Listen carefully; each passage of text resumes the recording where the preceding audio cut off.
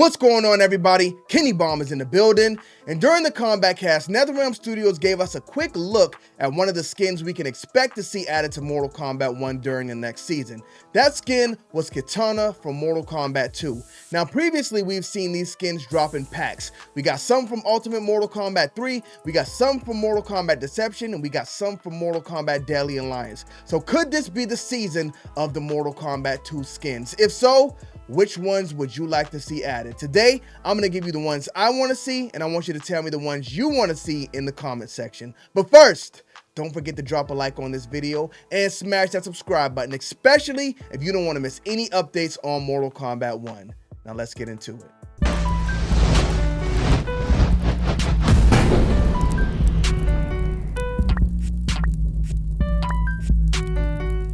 Run, boy, they coming on. Listen, if you're talking about a classic Mortal Kombat game, Mortal Kombat 2 has to come up in that conversation. The fact that I was practically a baby playing this and those memories are still burned into my head just shows how special this game was. And not only was the game special, look at the roster. Look how many classic characters we have here that we still love today. And it's only 12 of them. Talk about small but mighty. That's why whenever you hear me talk about my favorite or the best Mortal Kombat game of all time, of course I can't put Mortal Kombat 2 above like a Mortal Kombat Deception or Mortal Kombat 11 just because everything that was packed into those games. But if I'm talking about just nostalgia and coming from that point, Mortal Kombat 2 is definitely the best game of all time. And along with those classic characters, we had classic skins as well, starting with the boy Liu Kang. Now, when you think about a classic character like Liu Kang, of course there's been many versions of him, and Mortal Kombat 1 is the most recent, but there has to be one specific design that pops up in your mind. Mortal Kombat 11 was my favorite Liu Kang, but when I think about his design and his best look, it has to be from Mortal Kombat 2. I mean, you could dress him up and make him look like a god all you want, but when it comes to Liu Kang's most iconic design, I believe it will always be his design from Mortal Kombat 2 with the red headband and the black and red pants. Now, blue is my favorite color, so I used to like to use his secondary outfit back then, but Liu Kang has not had a lot of love when it comes to premium skins in Mortal Kombat 1, so if we are going back to the days of Mortal Kombat 2, this is the perfect time to honor Liu Kang by giving him his classic look. Fire God Liu Kang can have some swag too, right? Let's go ahead and get it done. The next character we have is Kung Lao. Now, this is when Kung Lao was good.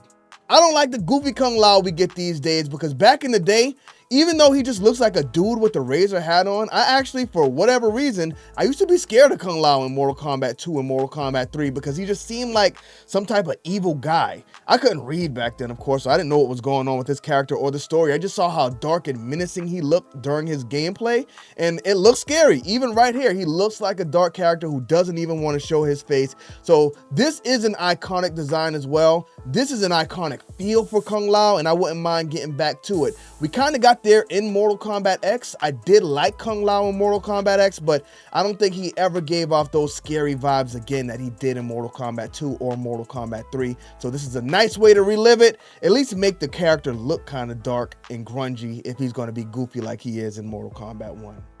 Now the next one we have is Big Johnny Cage. Rocking the blue, very simple skin. I think this will be an easy one to throw in there if they wanted to. I mean, it's very Johnny Cage, but just not anything too special that I probably wouldn't spend money on. So I think we probably leave Johnny Cage out of it. Cancel Christmas on Mr. Cage. All right, the next one we got is the boy, Reptile. I was about to say I stopped liking him when he went full lizard edition, but he was kind of a lizard in Mortal Kombat 4 as well, even though he had the man look. I really didn't like him in Mortal Kombat Deadlyalliance though, when he was a full-blown lizard with the crab walk. Cancel Christmas. I like Lizard Man Reptile. In Mortal Kombat 2 might be where they did it best, because even though he was a man, he could still rip his skin off and show us that hidden lizard underneath. Now, do we need this skin in Mortal Kombat 1? I would say no, because we already got the Ultimate Mortal Kombat 3 skins, and they're very similar. In fact, I was going to say they are the best version of these skins. I don't know if I want to stand on that though. I'll have to think about it. We'll see. But the next one we got here is my boy. And of course, we had to make him bigger than everybody else. We got Sub-Zero. Now, listen, I need them to feed me all of the Sub-Zero skins they can because I will buy every one of them. But what I really need is Sub-Zero for Mortal Kombat Deception. Winter's coming up. It's cold season. Actually, it's November and it's still hot outside for some reason. But I think that's because the streets are waiting for Netherrealm Studios to unleash the Mortal Kombat Deception Sub-Zero skin. Don't even worry about this Mortal Kombat 2 skin right now. We'll get back to it. We need that Deception skin before we get anything else for Sub-Zero. But let's go ahead and check out the next one, and that is for Shang Tsung. Now, this one really frustrates me. It's classic, you know, it's iconic, it's simple, but I never understood, up until this day, what Shang Tsung has on his head. It's not a do-rag, is it? It's definitely a strange cap. I mean, even back then, it didn't make sense to me. Did people wear these and I was just unaware of it? Because I don't know what Shang Tsung has on his head. Now, we have the Shang Tsung skin from Mortal Kombat Deadly Alliance, I believe, already. And that one it's kind of funky. It's not good. So Shang Tsung needs some type of redemption. Is this the one? I only see us getting about 4. So I think we're going to have to leave this one on the table. Sorry, Shang, you got some better skins. You know, we'll talk about those later, but we're going to leave this one on the table. We're going to leave it on the table for Shang Tsung. I'm sorry, my boy, but we're going to have to cancel Christmas on you. The next one we got is one that we actually know we got, and it's the one that kicked off this video because I saw some people complaining. I know. Big surprise. Why do you keep bringing back these Mortal Kombat 2 skins? You're killing us with these. Don't buy them. If you don't want them, don't buy them. We want the classic characters to come back, and after a while, we want to see their classic skins in the game as well. Why not? It doesn't hurt anything. If you don't want them, you don't like them, you don't buy them. We got Kitana back, and she looks great, and I think we need one more to match with her. We'll get to that one here in a moment. But the next one we got is Jax. I don't think we need any skins for the cameos unless it's Sonya Blade. I mean, the other ones, cool if you want to add them. If not, fine. But let's get Jax on the base roster first. In fact, if you look at this base roster right here, every character is on the base roster in Mortal Kombat 1 except Jax. Whoo, they canceled Christmas on my boy. That is a bad look for him. Now, I'm sure he didn't make it on the roster because I think when he shows up, he's going to be paired with Sonya Blade in some way. And if she's not on there, he's not on there. I think that's just how it went. But for Jax to be the only character from the Mortal Kombat 2 roster to not make it into Mortal Kombat 1 is bad for his stock. So when he pops up in the next Mortal Kombat game, he better make a big impact. The next one we got, of course, is Mileena. Now, as I said with Johnny Cage, it can't be hard. If you already got katanas in there, it's the same fit, just a different color. Go ahead and do a palette swap and throw it on Mileena as well.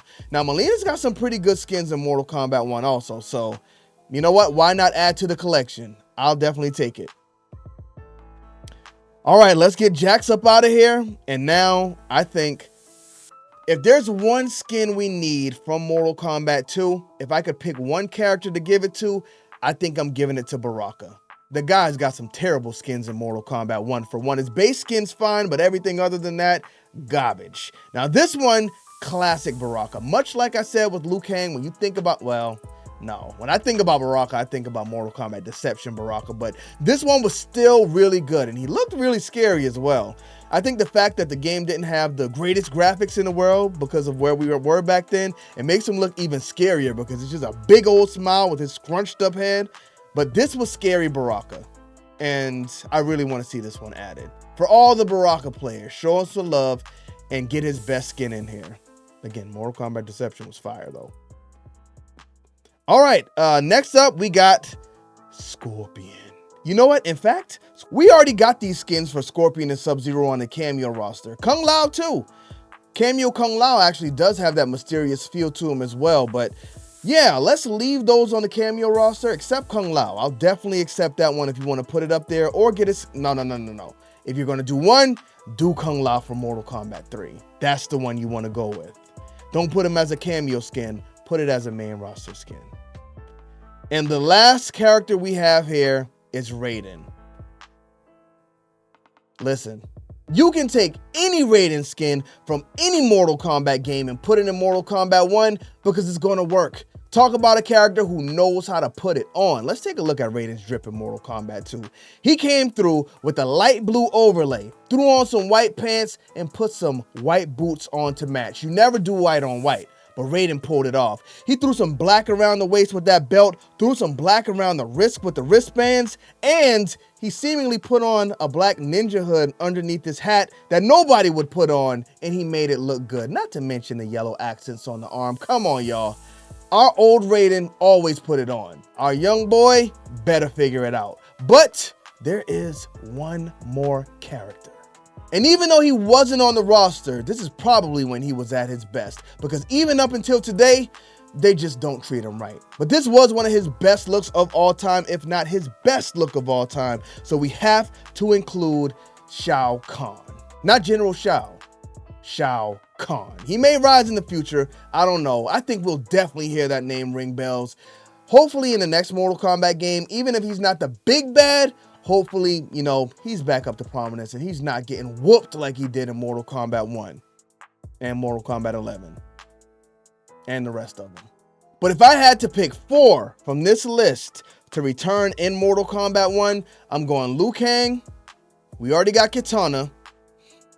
I'm going Mileena, and I'm going Baraka. We'll save Kung Lao for Mortal Kombat 3. But which ones would y'all like to see? Let me know in the comment section, but don't forget to drop a like on this video and smash that subscribe button if you haven't already, especially if you don't want to miss any updates on Mortal Kombat 1. Bomb Squad, let's get to that.